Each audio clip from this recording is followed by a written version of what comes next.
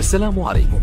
لا تنسوا الاعجاب بالفيديو والاشتراك في القناة تشجيعا لنا لنستمر بنشر المزيد ان شاء الله. مساء الخير واهلا بكم في حلقة جديدة من برنامج الحكاية.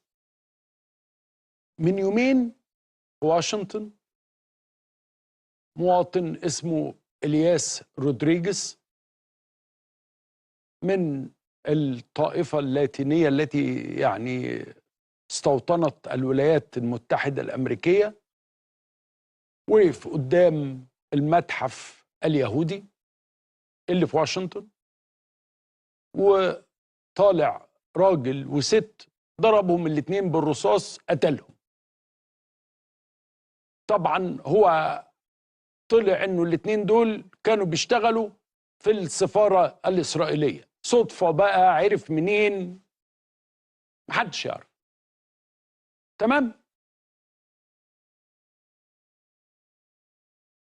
سيبك من التفاصيل وسيبك ايه الحكاية وايه الموضوع. العالم كله كان بيتكلم في الحكاية دي، انما انا كمواطن عربي توقفت عند شيء غريب جدا،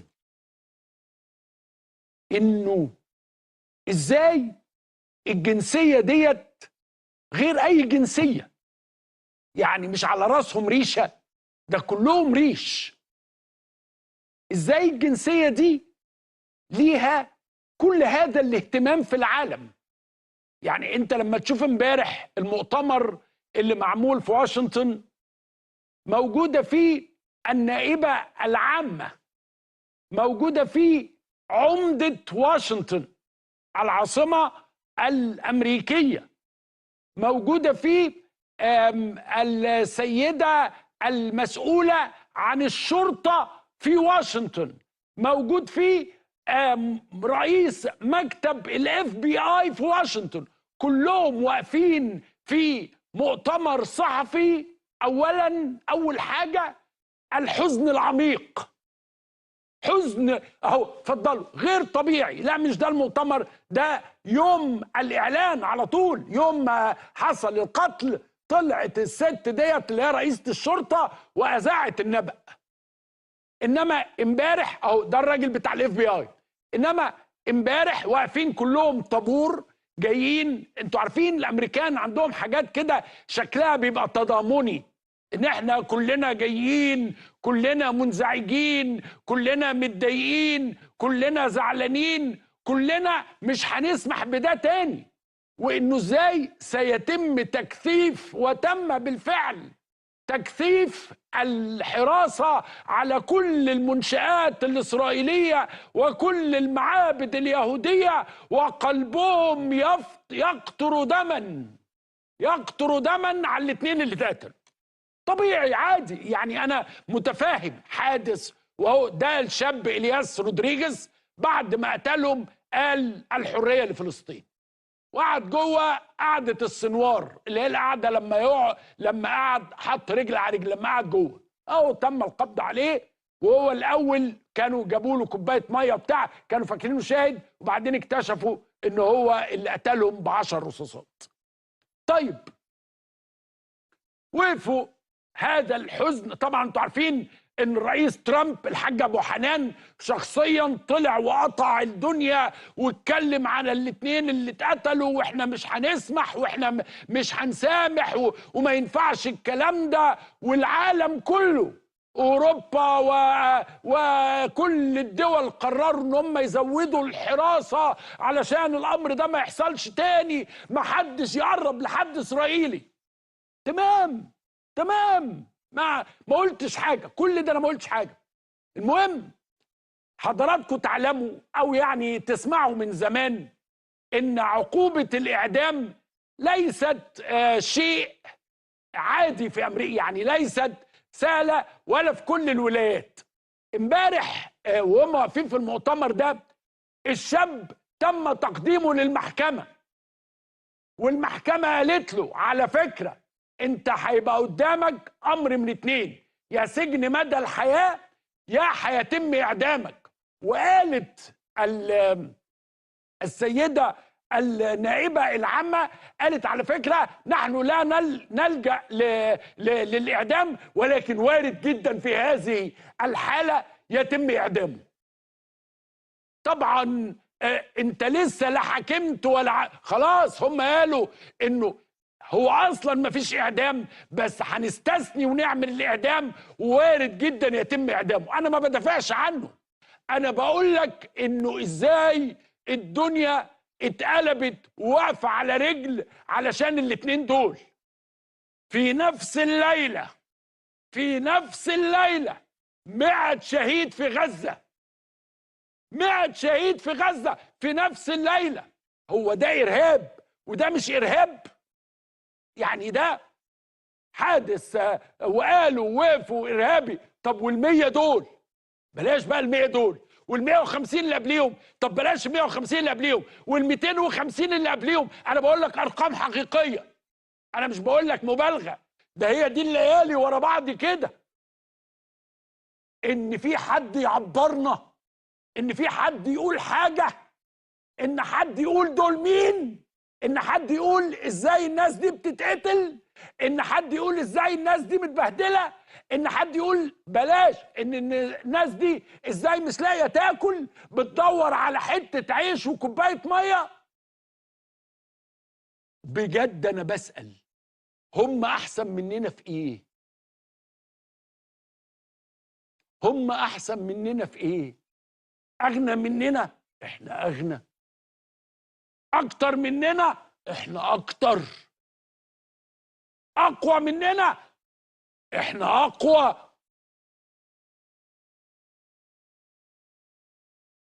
يا جدعان، ده انت اما بتيجي تبدل اسرى ال3 منهم ب300 من عندنا، ال3 ب300. انا عايز اعرف ايه السبب، يعني ايه الشيء العظيم اللي بتقدمه اسرائيل للعالم؟ ايه يعني؟ عندها استثمارات قوية؟ ابدا. عندها جيش يستطيع ان يدافع عن العالم في الحرب الكونية؟ ابدا. عندها ايه؟ لماذا اسرائيل بهذه القوة؟ لماذا يعمل الجميع حساب اسرائيل ومحدش بيعمل لنا حساب خالص؟ احنا ملناش سعر. انا مش عايز اقول الكلمة التانية، احنا ملناش سعر. محدش مراعي خاطرنا بأي طريقة ولا بالمجاملة. يعني بالكتير قوي اخوكوا رئيس فرنسا جه قال ايه؟ قال يا جماعة ما يعني اسرائيل الحكومة الاسرائيلية غير اسرائيل، ما تخلطوش. يعني كمان يعني اي حاجة اي مشكلة بتحصل ده نتنياهو، انما الاسرائيليين دول ناس كويسين قوي. وطبعا هناك حملة ضد يعني الناس اللي ضد السامية. انت دي عنصرية. يا جماعة انا قعدت في نيويورك 10 ايام، ما فيش يوم غير في حادثة اطلاق نار قاتلة في الشارع عادي. طب انا عايز اقول لكم على حاجة، كان في حادثة عظيمة.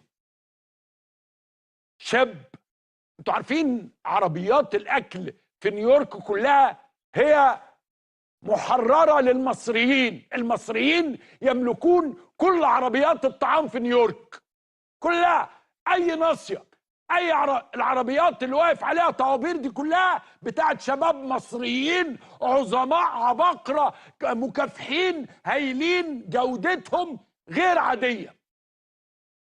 جه واحد بمسدس كده ودماغه وزه انه الواد المصري ده اللي واقف على العربيه دي طول اليوم، اخر اليوم معاه في الكيس بتاعه مبلغ.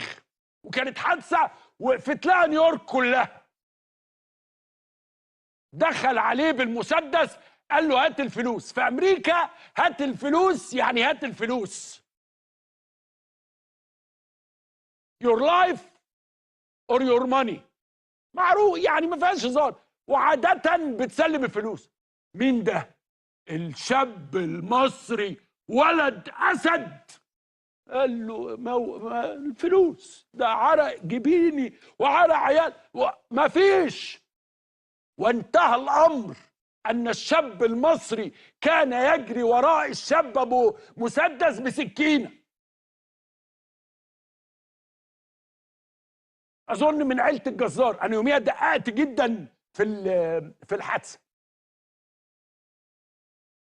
حد قال بتاع حد ولا اي حاجه خالص، مفيش اي حاجه. انما اسياد العالم بهوات الدنيا فوق الامريكاني. يعني احنا دايما معتبرين ان الامريكاني اجدع واحد، يعني في تقسيم البشريه كده هات الامريكاني انه واحد. لا لا لا لا، انا عايزكم تقولوا لي بجد والله. اصل في ناس كتير لما بسال السؤال ده تفتكر ان انا بستعبط او مش فاهم. قول لي الاسرائيلي ده قوي ليه؟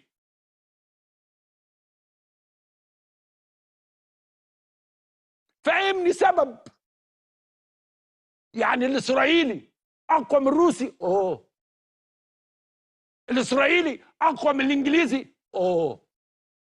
الاسرائيلي اقوى من الفرنساوي؟ اه بجد انا لازم افهم.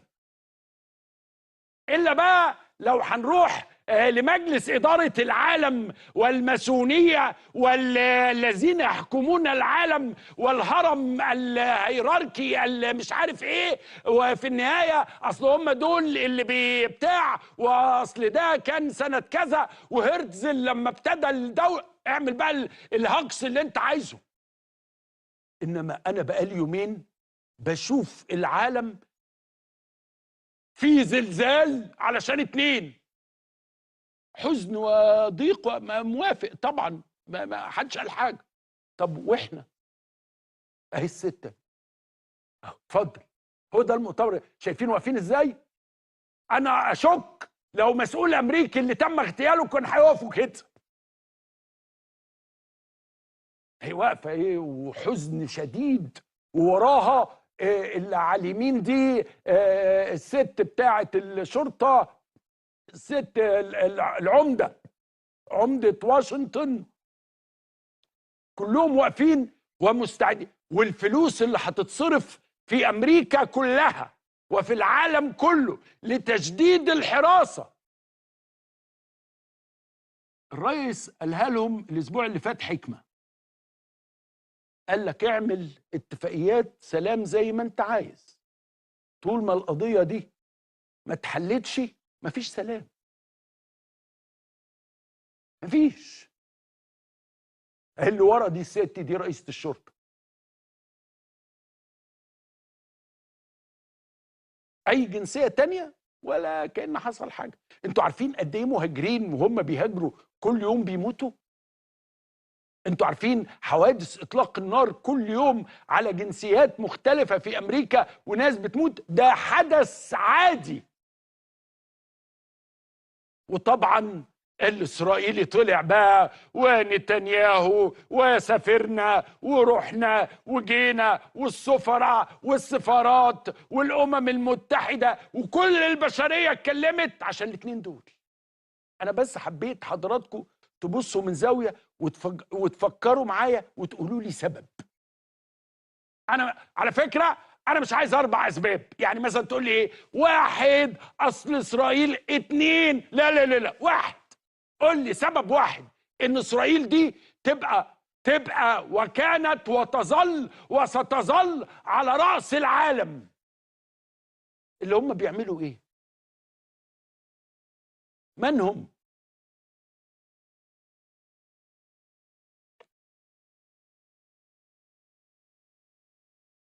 حدث اهو من نص ساعه جهاز الطوارئ 12 جريحا بهجوم سكين في محطه قطارات هامبورج. اديله 10 دقايق كمان. 12.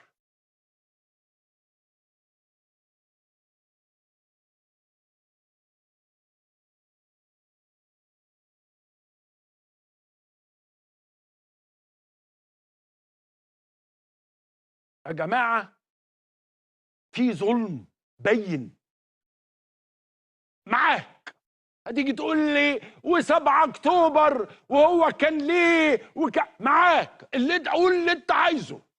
ما هو اصله ما كانش ينفع وما انت ما كنتش قول زي ما انت عايز. فسر لي ده، قول لي ده ليه شيء غير البشر.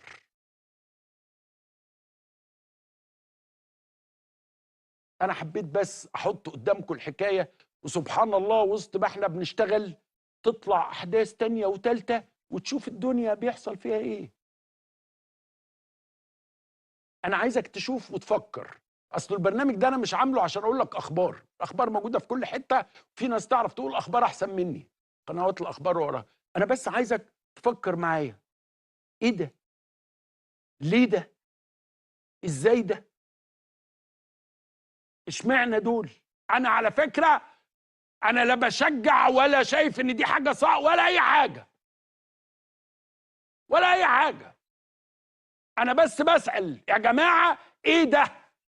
اذا كنتوا شايفين ده ارهاب، ده اسمه ايه اللي عندنا اللي بيجرى كل يوم في غزه ده؟ اسمه ايه؟ انت قررت ان الاتنين اللي ماتوا دول ارهاب، ودول اسمهم ايه؟ انت قررت ان دي جريمه ضد البشريه والانسانيه، دول اسمهم ايه؟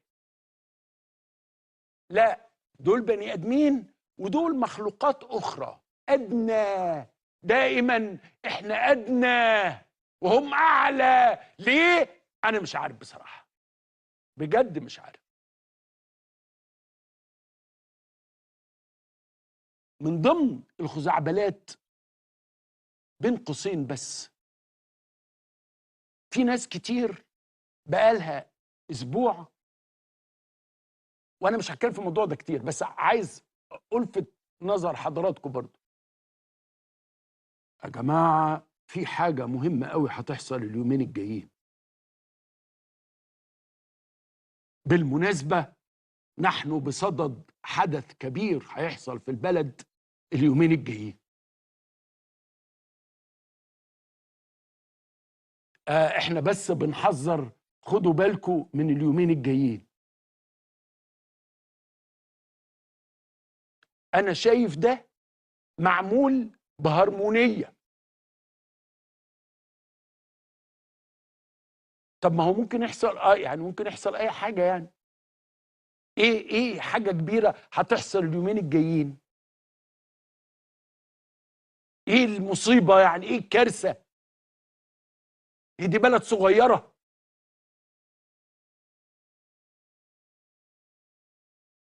يا جماعة كفاية بقى، تعبت والله. انتوا الدنيا قاعدة طايرة وبتبني وبتعمر وبتستثمر وبتخترع وانت قاعد في البلد.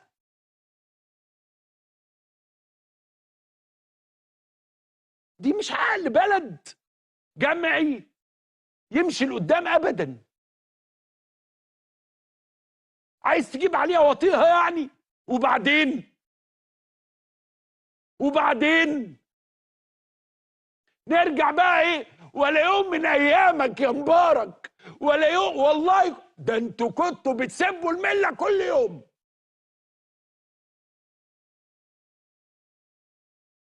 لا لا لا، كله اتغير كل. طيب بعد ما ده يخلص ده في ناس بتترحم على عبد الناصر.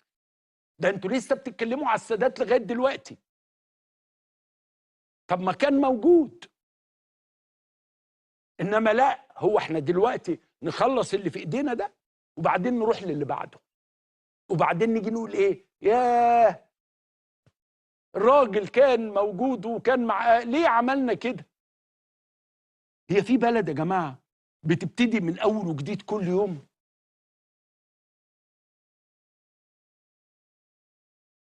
وبعدين نيجي ايه؟ معلش بقى يا جماعه احنا مضطرين نبتدي، اصل الدنيا اتهدت كلها، فهنبتدي نبنيها من اول وجديد. فتبتدي من الصفر تاني، تصفر العداد وتصفر العداد وتصفر العداد لغايه اما هنبقى صفر طول الوقت. مش هنلحق نجيب 1 و2 و3 و4 و5. ينعل ابو السوشيال ميديا اللي جننت الناس. وبعدين ايه، هو واحد يقول فالتاني يحس كده انه غيران منه، يقول لك ايه جايز هو عارف انه في حاجه هتحصل، اقول انا كمان، فيكتب ايه على فكره يا جماعه في حاجه مهمه قوي هتحصل اليومين الجايين. وبعدين التاني يقول لك لا هي شكلها كده مش حلو، انا اقول ايه هو في حدث هيزلزل البلد، طب ما جه زلزال ناقص ايه تاني؟ ما في زلزال، زلزول شخصيا.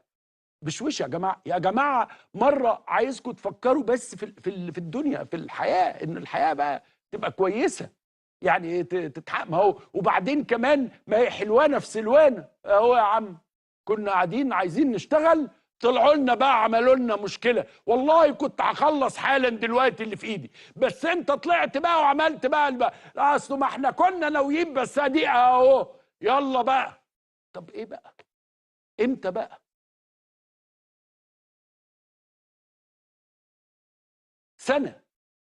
سنة بس نمشي لقدام.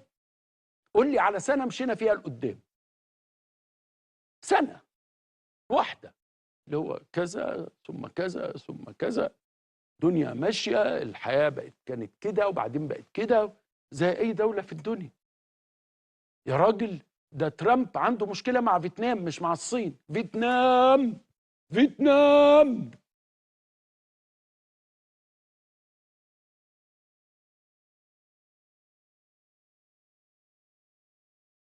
طيب في البرنامج ده من كام يوم وانا بكره اقول الكلمه دي، انفردت وقلت لكم ان نادي بيراميدز، بينما اتحدث من كام يوم وكنتوا موجودين وناس كتير اتريقت عليا وبتاع، يقوم بعمل شكاوى ورسائل للجهات الدوليه يشتكي مما يحدث في الدوري المصري. وقتها بقى الناس قال لك ما هو بقى نفسه.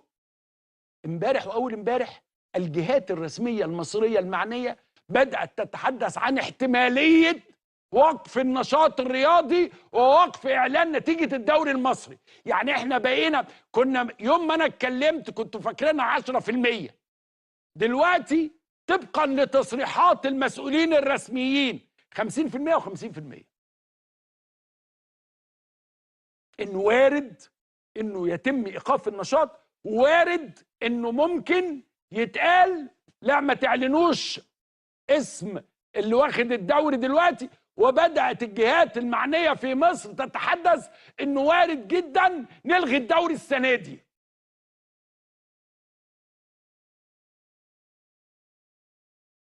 انا معايا لحضراتكم حاجة برضو بأزعم ان انا اول واحد هتكلم فيها، ده رد الرابطة على الجهات الدولية في موضوع الشكوى بتاعت بيراميدز اهو بالمختصر المفيد. الرابطة بتقول ايه؟ الرابطة بتقول اهم حاجة في الموضوع ده كله ايه؟ انه طبقا للمادة 58 فانه من حق النوادي في مصر ان تستأنف وتعترض وتتظلم من قرار الرابطة. ده باعت للكاس يقول له كده، الكاس بيقول له يا عمي انت ازاي لجنة التظلمات رجعت قالت ان انت محصن، فالرابطة قررت انها تبيع كل الناس، وقالت ايه؟ قالت على فكرة من حق اي حد انه يتظلم واحنا مش محصنين. فتفتكروا الكاس هيرد يقول ايه؟ اهو الجواب اهو بالامضه والخط.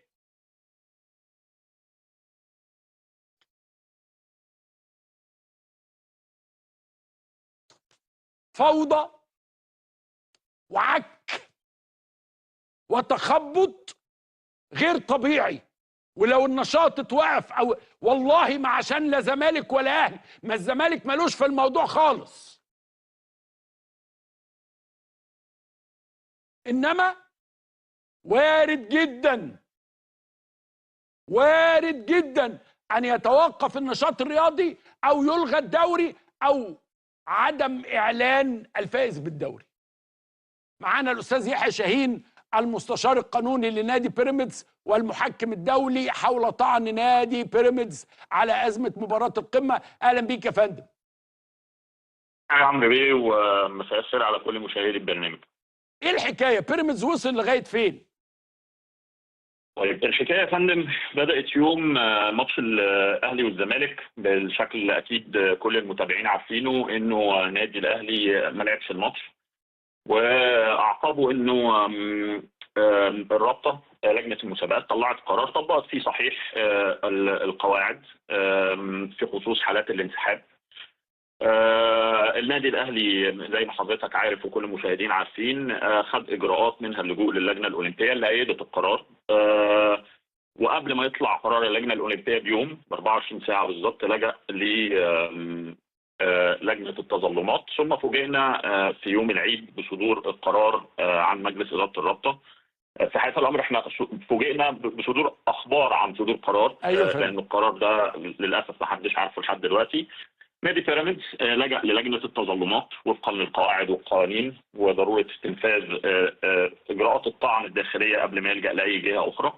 للأسف لجنة التظلمات طلعت قرار لم تتناول فيه قرار مجلس إدارة الرابطة، ونادي بيراميدز لجأ لمحكمة التحكيم الرياضي الكاس بيطلب فيه إعمال صحيح القانون فوق الجميع، وبنطلب انه يتم اعمال بنود اللائحه الواضحه فيما يخص حالات الانسحاب وتوقيع الجزاءات المنصوص عليها على النادي اللي انسحب.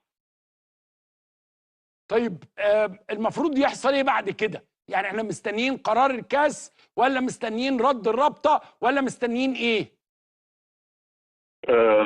خليني اوضح لحضرتك النقطه دي. الرابطه واتحاد الكوره ونادي الاهلي ونادي الزمالك مختصمين في الطعن اللي تم قدام محكمه التحكيم الرياضي. كل واحد من الجهات المختلفه والانديه المحترمه بيقدم رده. نادي بيراميدز لجأ وطلب شق موضوعي وشق مستعجل انترم ماجر. هيتم الفصل ان شاء الله في الشق المستعجل، يعقب الفصل في الموضوع.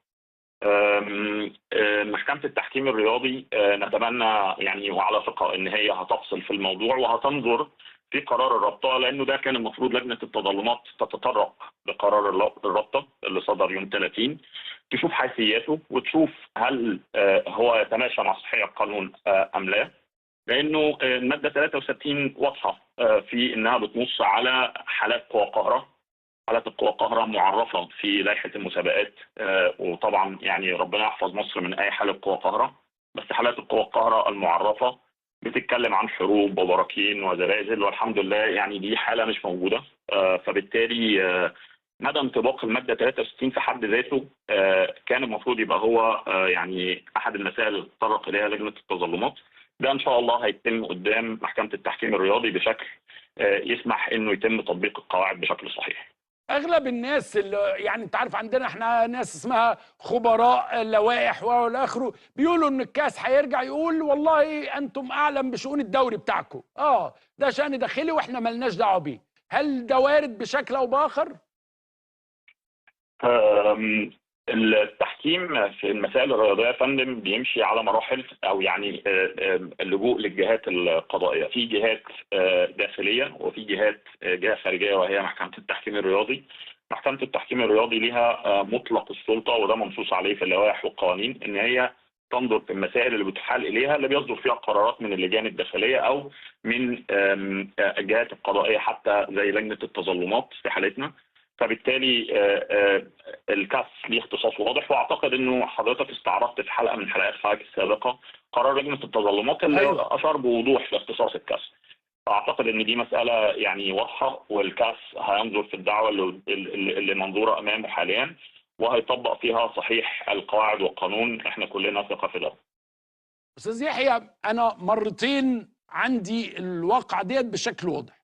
مره اما اتكلمت مع الاستاذ احمد دياب واكد لي ان هم غير محصنين، انه الرابطه غير محصنه. ايه تفسيرك انه لجنه التظلمات ردت وقالت انه الرابطه محصنه وايديها مغلوله تجاهها؟ يعني انا عايز اعرف التناقض ده جاي منين. طيب يعني حضرتك اثرت الاحدى المداخلتين كانوا في غايه الاهميه الفتره اللي فاتت. المداخله الاولى كان تم توضيح فيها من الشخص اللي اعد اللائحه نفسها انه يعني المساله دي بشكل واضح، واكده احمد بيه دياب في مداخلته امبارح انه تمام يا فندم. واكده احمد بيه دياب في مداخلته مع حضرتك تختص لجنه او تختص محكمه التحكيم الرياضي بنظر كل القرارات. القرار خلينا حضرتك نشوف الماده 63. الماده 63 ليها شروط انطباق. تمام يا فندم، يعني وده عظيم عشان يسهل المناقشه. الماده 63 بتتكلم على حاله القوى القاهره، فهل في حاله قوى قاهره اصلا عشان نعمل الماده 63؟ ده على فرض الجدل ان هي صحيحه، وده طبعا لا نسلم به. في الواقع لا يا فندم، الحمد لله مصر بتتمتع بامان واستقرار، ما فيهاش اي حاجه من حالات القوى القاهره المعرفه في لا هم قالوا لا. ما انا حضرتك في دماغك ان قوى القاهره الشارع كان فيه زلزال كان فيه مظاهرات. لا، هم قالوا ايه؟ ان الاهلي كان ينتظر انه يبقى فيه حكام اجانب لهذه المباراه، ولم يحضر الحكام الاجانب في الموعد، فدي قوة قاهره منعت الاهلي ان هو يحضر المباراه. ما ده التفسير الاهلاوي للامر يعني. لا يا فندم، يعني طبعا تفسير، يعني خليني حضرتك ما علقش على التفسير او مدى وجهته، انما حالات القوى القاهره يعلم بها القاصي والداني في مجال يعني القانون، وطبعا لائحه المسابقات زي ما قلت لحضرتك موضحاها. فكره انه طرف قرر انه ما يروحش او ما يلعبش المباراه دي مش حاله قوى قاهره طبعا. فكره ان نادي يطلب حكام لو كان طلب، لانه اعتقد انه ما فيش اي حاجه تفيد ان الاهلي طلب من الاساس، ما فيش اي خطاب بيقول ده. بس لو كان الاهلي طلب فالاهلي حقه انه يطلب، انما من حق القائمين على المسابقه ان هم يقبلوا او يرفضوا. ففي حقيقه الامر يعني دي كلها حقوق نظريه، انما هل دي تعد قوى قاهره؟ قطعا لا يا فندم، دي مش قوى قاهره. القوى القاهره زي ما قلت لحضرتك لائحه المسابقات بتقول اي حدث غير متوقع لا يمكن رده ينشا عن سبب خارجي. انا مش عايز اخش بس في يعني تعريف قانوني، بس يشمل على سبيل المثال للحصر طقس عاصف بشكل غير طبيعي، فيضان او برق او حريق او انفجار او هزه ارضيه. فطبعا يعني الحمد لله ربنا يحفظنا، او عمل ارهابي لا قدر الله، عمليات عسكريه شغب او فوضى وخلافه. فالحمد لله دي مش عندنا. خليني اكمل لحضرتك النقطه بتاعت الماده 63 برضه عشان ارد على حضرتك الرد النهائي. فده على الفرض الجدلي ان الماده تنطبق، كان المفروض انه يتم نظر هل الماده دي تنطبق ام لا. الاجابه الواضحه والصريحه انه لا. طب هل القرارات محصنه؟ اجابه احمد بيه دياب امبارح اعتقد انها كانت واضحه، وخليني اضيف لحضرتك جزئيه برضه مهمه، انه اي قرار اداري وفقا للدستور المصري غير محصن. القرارات الاداريه يجوز في اي حال من الاحوال الطعن عليها امام جهات قضائيه. ففكره ان في قرار اداري يصدر عن جهه اداريه يبقى محصن دي غير دستوريه قولا واحدا. مش بس كده، الماده دي تخالف لوائح اتحاد الكره المصري وتخالف لوائح الفيفا، وبالتالي واعتقد انه برضه حضرتك استعرضت قرار لجنه التظلمات وكان واضح في هذا الخصوص.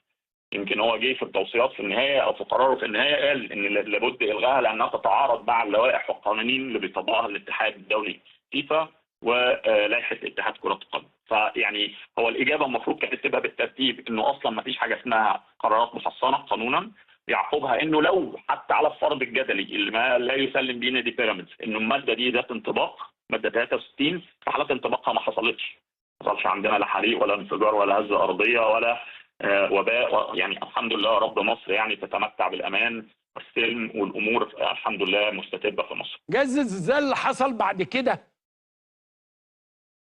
يا فندم يعني لا دي دعابه حاله القوى القاهره لا مفهوم يا فندم، بس حاله القوى القاهره برضه عشان اكد لحضرتك نقطه ان حاله القوى القاهره كان المفروض ان لجنه المسابقات هتقف عليها. لجنه المسابقات شافت انه طبعا ما فيش حاله قوى القاهره وكانت تعلم بموقف النادي الاهلي.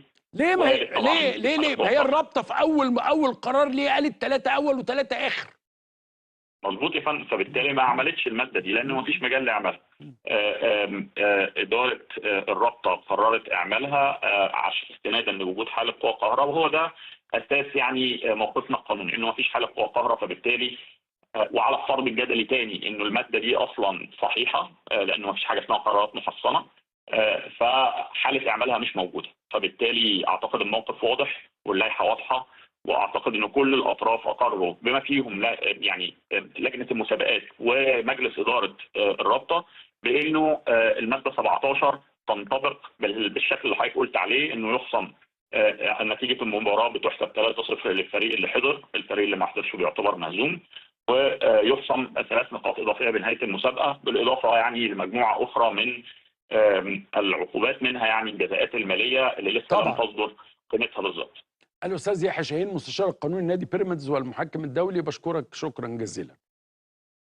بعيدا عن المعيله واصل الزمالك واصل الاهلي، انا بكلمكم بجد. انا ما يهمنيش ايه اللي يحصل، انا يهمني العدل. وبالمناسبه شكلنا بقى وحش، احنا بقينا امثله واعجوبه لكل الناس اللي حوالينا. يعني انا بجد والله انا لا فارق معايا مين ياخد الدوري ولا مين ولا اي حاجه من الكلام ده، خلاص فليكن ما يكون. هو يعني اول مره نخسر دوري؟ ما بنخسر الدوري ال10 سنين اللي فاتوا كلهم. انما الشكل ده سيء سيء، انه انت مش عارف تعمل مسابقه. انت قررت انه السنه الجايه يبقى الدوري بتاعك 21 فرقه. حاجات غريبه جدا. فعيب. يعني انا كل اللي نفسي فيه العدل. الاهلي ماشي، مش ماشي، بس يحدث العدل ويحدث الشيء الصح والقانون يتطبق. انما اي حد عادي، مواطن عادي، يقول لك ازاي الناس دي قالت الكلام ده والناس دي عملت الكلام ده. ما باين اهو. هو انت الرابطه بعت للكاس، انا موريك الجواب اقول لي بالانجليزي، بعت تقول له ايه؟ تقول له على فكره انا مش محصن. فانت بتقول للكاس ايه؟ اقفل.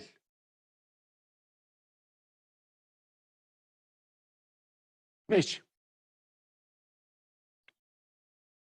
الاتحاد الاوروبي من كام يوم قرر ان هو يقر دعما لمصر مقداره 4 مليار يورو. طبعا هذا الدعم هام لمصر، بيبقى ليه اسباب كثيره، منها ان مصر تتحمل عبء كبير من استضافه لاجئين ومهاجرين على ارضها. هل ال4 مليار دول بسبب اللاجئين ولا ليهم اسباب تانية؟ طبعا بيبقى قرض ولكن ميسر على وقت يعني جيد. غني عن البيان ان احنا السنة اللي فاتت خدنا قرض سريع مقداره 1 مليار يورو. ايه الحكاية في مليارات الاتحاد الاوروبي هتتصرف؟ بتتصرف ليه؟ ايه الموضوع؟ الاستاذة رشا سري المتحدثة باسم الاتحاد الاوروبي في مصر حول الدعم الذي يقدمه الاتحاد الاوروبي، وده طبعا حق الرد، لان احنا كنا فتحنا هذا الملف من كام يوم وكان معانا متحدث باسم مفوضية اللاجئين. اهلا استاذة رشا، ازي حضرتك؟ اهلا يا استاذ عمرو، ازيك؟ حكاية الدعم الاوروبي لمصر لو سمحتي قولي لنا التفاصيل. حاضر، هقول لحضرتك التفاصيل، بس كنت عايز ارجع لكام يوم فاتوا. حضرتك تساءلت او اشرت ل3 نقاط خاصه بالاتحاد الاوروبي. حضرتك سالت كم يدفع الاتحاد الاوروبي لمصر في ملف اللاجئين. ايوه صح يا فندم. وسالت وقلت هل مصر بتاخد دعم من الاتحاد الاوروبي في موضوع اللاجئين، وقلت ان تقريبا الاجابه نعم، لان التمويل بيبقى باكج او ضمن حزم ماليه. ايوه يا فندم قلت. فانا هجاوب على التساؤلين دول، ولكن في حضرتك برضو قلت ان الاتحاد الاوروبي صنف مصر او صنف وضع مصر انها مامونه للجوء. ايوه فندم. وحضرتك شرحتها وقلت انه زي ما يكون انت لو لاجئ تروح لمصر لانها دوله امنه. ايوه يا فندم، قلت يا فندم. معلش ممكن ابدا بالنقطه الاخيره دي لان هي ممكن ما تكونش اتفهمت مظبوط، اتفضلي. ومهم ان نوضحها للساده المشاهدين. اتفضلي يا فندم. ده حصل من شهر تقريبا 16 ابريل. المفوضيه الاوروبيه قدمت اقتراح للبرلمان الاوروبي ودول الاتحاد باضافه اسماء من الدول كويس في قائمه زي اللي حضرتك اشرت عليها اللي هي منها بنجلاديش والهند وكولومبيا ومصر والمغرب وتونس. ايوه فندم. القائمه دي تعتبر ايه؟ يعني معنى ان مصر في هذه القائمه معناها ايه؟ معناها ان مصر دوله امنه لمواطنيها. تاني، لمواطنيها، لا تتعلق بمواطني اي دوله من خارج الاتحاد الاوروبي.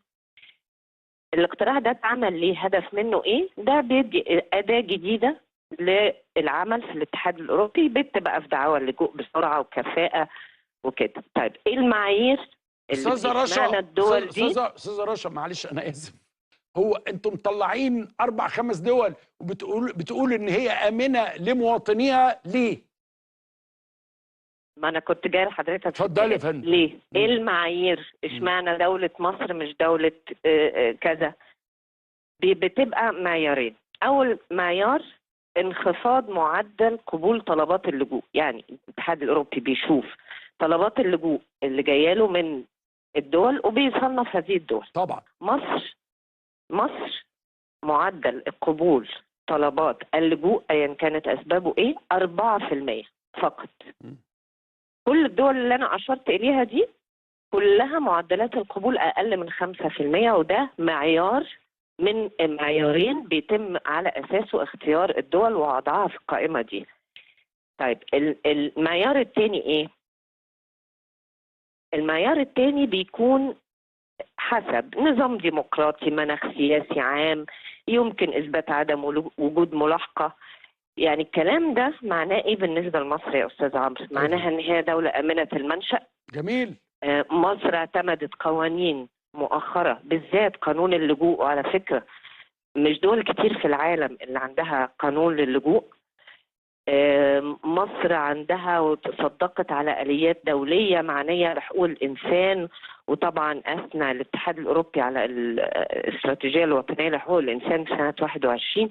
يعني ده بمثابة، عشان بس ما توهش الناس، بمثابة شكر وثقة لمجهود مصر. مصر دولة آمنة لمواطنيها وليس لمواطني دولة أخرى. تمام يا فندم. طيب عايزه يعني اتمنى ان تكون النقطه دي يعني واضحه جدا.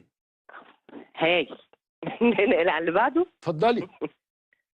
طيب حضرتك جيت لموضوع سالت على موضوع اللاجئين وكده. طبعا حضرتك عارف ان شراكه الاتحاد الاوروبي غنيه عن التعريف، مش عايزه اخش في تفاصيلها. هي شراكه قويه وممتده في ملفات كتيره، ومنها طبعا ملف الهجره. طيب لازم نقول هنا ان كل عمل الاتحاد الاوروبي في مصر من مشاريع تنمويه او تمويل بيبقى طبقا لاولويات التي تضعها الحكومه المصريه. تمام.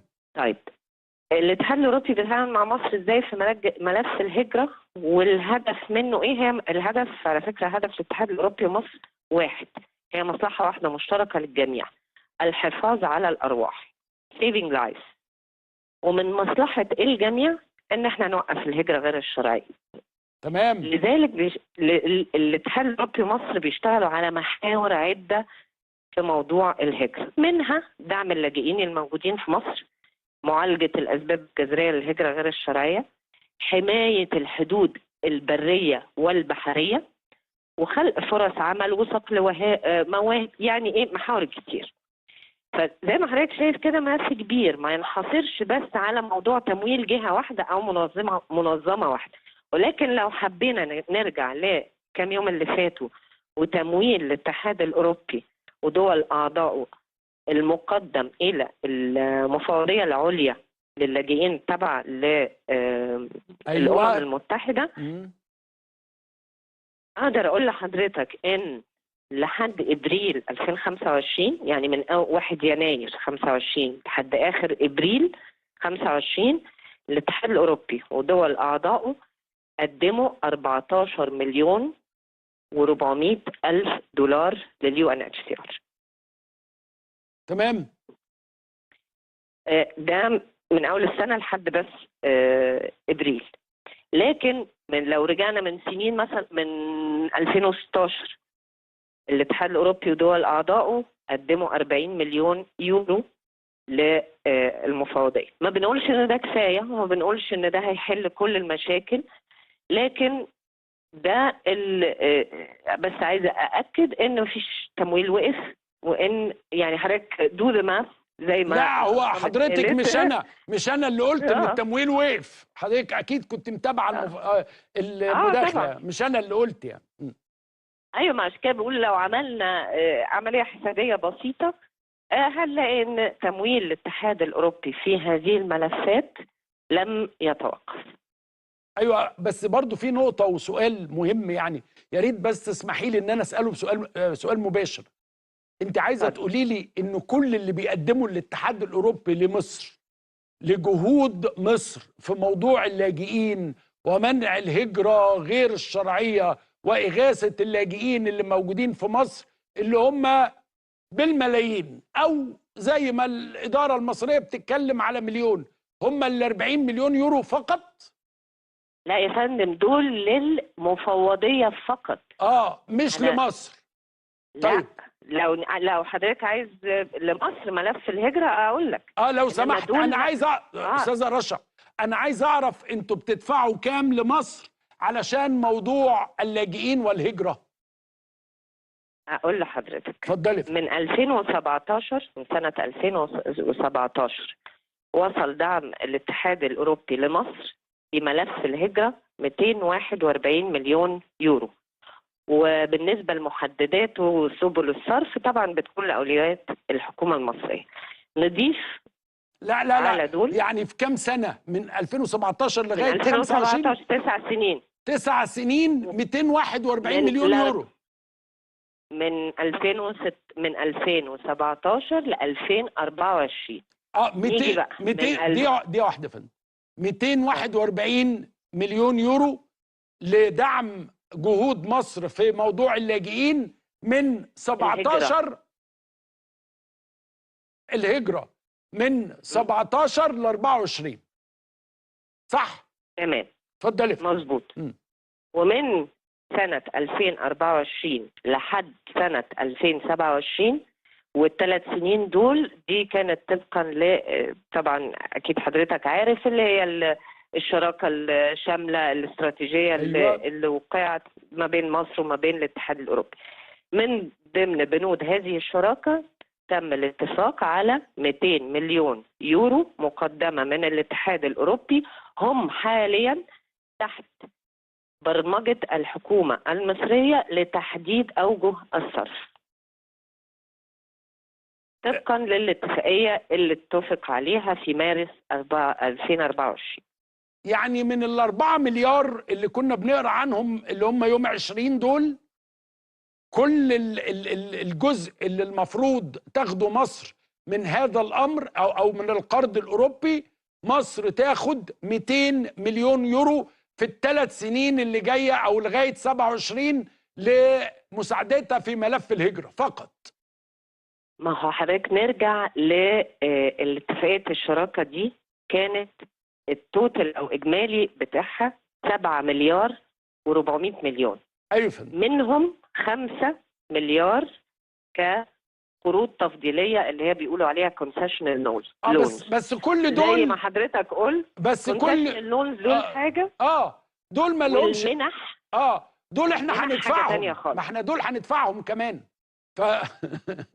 فدول ما الكونسيشنال لونز حضرتك عارف القروض اللي هي التفضيليه بتبقى اوضحها ازاي.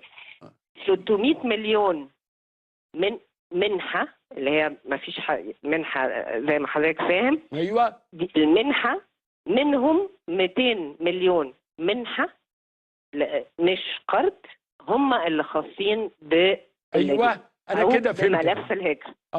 مبلغ ضئيل جدا يعني. لو حضرتك شايف كده، انما ده بالاتفاق مع الحكومه المصريه. لا ما اقصد مش ضئيل يا فندم عشان انا عايز فلوس. انا بقول بالنسبه لمسؤوليات الدوله المصريه والضيوف اللي موجودين على ارضها والظروف اللي حاصله والحروب اللي حوالينا، هو مبلغ يعني يا دوبك يعني يعيش الحكومه وتقدر تصرف على اللاجئين اللي موجودين. ده غير المفوضيه يا استاذ عمرو، يعني ما المبالغ المفوضيه اللي لسه بنقول عليها غير المفوضيه. المفوضيه واخده منكم مبالغ زهيده برضو، وانتم ما بتدفعوش على طول. ما هي المفوضيه اشتكت برضو. ما اشتكتش منك يعني اقصد مش رقم لا ما يعني اشتكتش منك. لا مش رقم، يعني الرقم اللي بيقدمه الاتحاد اعلى كتير من الرقم بتاع المفوضيه، والمفوضيه معتمده على ان انتوا امتى تدفعوا الفلوس برضو، لانه المفوضيه ما بتجيبش فلوس من عندها. ما انا قلت لحضرتك الاتحاد الاوروبي اوريدي دفع من اول السنه لحد ابريل، اخر ابريل، انا ارقام مايو لسه ما خلصتش فمش عندي، اوريدي دفع 14 مليون و400 ألف. وحضرتك كنت بتسمع واستضفت المفوضية وقالوا لك التوتل بتاع السنة اللي هم طالبينه، فرقم اللي هم 14 137 أو 173 حاجة، رقم عامل كده أنا فاكر. قالوا لحضرتك إنه وصل لهم حوالي حاجة و30 منه بس من المبلغ 14 مليون و400 ألف دولار، منهم دول من الدول من الاتحاد الاوروبي ودول الاعضاء. طب هو انا عايز حضرتك سؤال، انا عارف ان ما عندكيش اجابته، يعني انا مش عايز حضرتك، بس يعني سؤال يجب ان انا اساله واحنا بنتكلم. المبالغ ديت لو مصر مش مكفياها، وانتوا عارفين ظروف مصر الاقتصاديه الصعبه، احنا هنعول الناس دي ازاي؟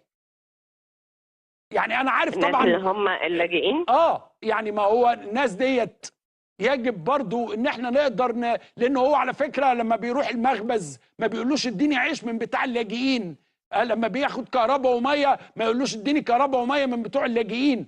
هم مش قاعدين عندنا هنا في خيم، احنا مش زي بقيه الدول التانيه. مصر تعامل اللاجئين والمهاجرين زي ابناء البلد بالظبط، ويمكن احسن. بص يا استاذ عمرو، كل ما تم الاتفاق عليه من بنود اتفاقية الشراكة الاستراتيجية دي تم طبقا لأولويات الحكومة المصرية، وكان أول الأولويات وفعلا تم تنفيذه بعد كام شهر من وكالة الاتفاقية كان مؤتمر الاستثمار طبعا، وبالفعل جه 1000 أو أكتر من 1000 ممثل من شركة أوروبية ومليارات تم الاتفاق عليها. فإحنا بنشتغل طبقا لاولويات الحكومه المصريه وبسرعه، يعني زي الاتفاقيه تم التوقيع عليها في مارس 24، مؤتمر الاستثمار كان في يونيو 24. طب هو بكام شهر؟ هو سؤال تقني شويه، هي القروض اللي جايه لنا دي مرهونه بصرف في نقاط معينه، ولا متروكه للحكومه المصريه تقرر تدويرها بالشكل اللي هي شايفاه؟ طبقا لاولويات الحكومه المصريه دي. انا يعني يمكن تبان انها جمله مكرره، هي باينه كده من حضرتك هي باينه بس هي عشان هي باينه كده، بس هي دي الحقيقه. هي كل الكلام كل ما يتم الاتفاق عليه طبقا لاولويات الحكومه المصريه، سواء بقى رؤيه 2030 الملفات المعنيه بيها، لان الاتحاد الاوروبي بيتناقش، وفي طبعا حضرتك عارف ان بيبقى فيه لجان فنيه واجتماعات فنيه غير الاجتماعات السياسيه واللي بيتفقوا عليها فيها. كل ده بيتم مناقشته والاتفاق عليه. ليه طبقا ليه الكلمه المكرره؟ لان الحكومه المصريه هي ادرى باوجه الصرف وهي ادرى بحالها. الاتحاد الاوروبي ما عندوش فرض لحاجه معينه ان حضرتك تقول لا المليار ده لازم عظيم، في الحته ده حاجه هايله، دي حاجه هايله طبعا. طيب خلينا احاول الجمله احاول مع حضرتك بطريقه تانية. هل القروض ديت ويعني الموافقه عليها، طبعا دي مساله مش سهله، دي بيبقى الدول بتحبذ وبتقرر وبتطلع من ميزانياتها هذه القروض، احنا واخدينها من ضمن المحفز ليها ان احنا بنستقبل لاجئين او ان احنا بنشارك في تقليل الهجرة؟ يعني هل ده علامة من العلامات التي تيسر القروض؟ انا بحاول اشوف بس حالة يعني او طريقة يعني. لا يا فندم، لان مصر من 2016 ما خرجش منها مركب. مم. لكن مصر دولة زي ما بيقولوا ترانزيت او بتستقبل اللاجئين. ما خرجش منها فمفيش مركب حاجة ده مشروطة. لان هم قاعدين جوه ما بيخرجوش. ده حقيقي. بس انا عايزه اقول لحضرتك حاجه، مفيش حاجه مشروطه بحاجه، واكبر دليل اتفاقيه الشراكه، واكبر دليل المليارات اللي مخصصه للاستثمار وتفعيل دور القطاع الخاص. يعني بتراعوا يعني برضو ده يعني مراعاة برضو لظروف البلد، فنديها القرض ده. الناس يعني واقفين ضد الهجرة، الناس عندهم لاجئين كتير فيبقوا محتاجين المعونة يعني. مش بس كده، يعني في بند كتير كمان لمثلا أهل غزة، ده كان في مساعدات لوحدها يعني. في لا دقيقة واحدة فندم، حضرتك بتقولي لي إن أنتوا بتدوا فلوس لمصر عشان مصر تدفع فلوس مساعدات لغزة؟ لا يا فندم، أنا الاتحاد الأوروبي دعم مصر، وجهود مصر اللي هي مشكورة كان تحتها يعني او وقع تحت ضغط، والمعبر والمصابين الفلسطينيين اللي كانوا بيجوا من عن طريق معبر رفح. الاتحاد الاوروبي حاول يدعم القطاع الصحي في مصر علشان استقبال الاخوه الفلسطينيين اللي جايين يتعالجوا. الاتحاد الاوروبي كان بيتعاون مع مصر تعاون وثيق علشان نقل المساعدات الانسانيه لغزه عن طريق معبر رفح. يعني حضرتك طبعا كنت متابع الكلام ده جدا، وعارف ان الدعم متواصل، والشكر كمان لمصر متواصل في هذا الملف تحديدا. الأستاذة رشا سري المتحدثة باسم الاتحاد الأوروبي في مصر، بشكرك شكرا جزيلا.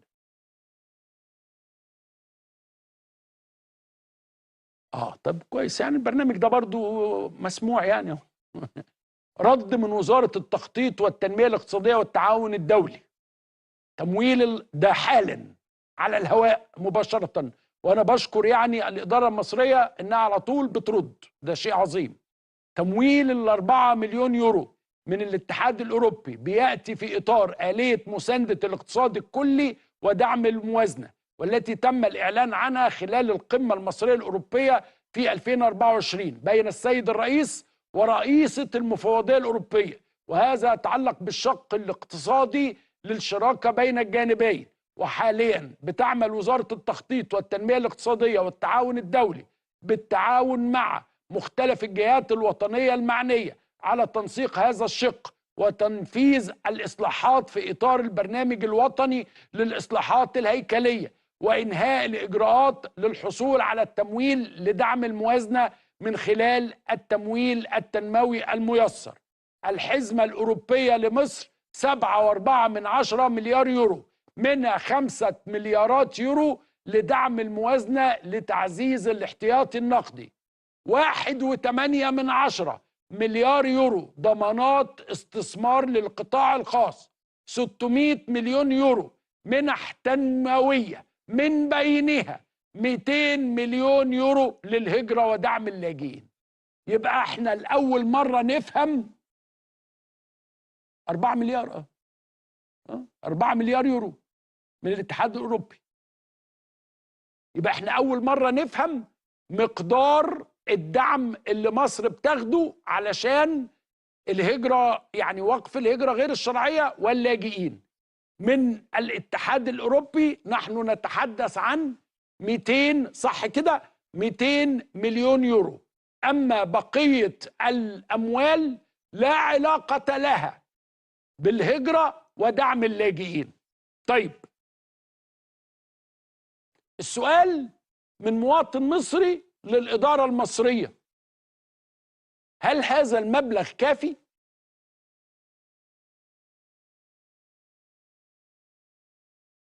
هل هذا المبلغ يعزز الإنفاق المصري على هذا الأمر؟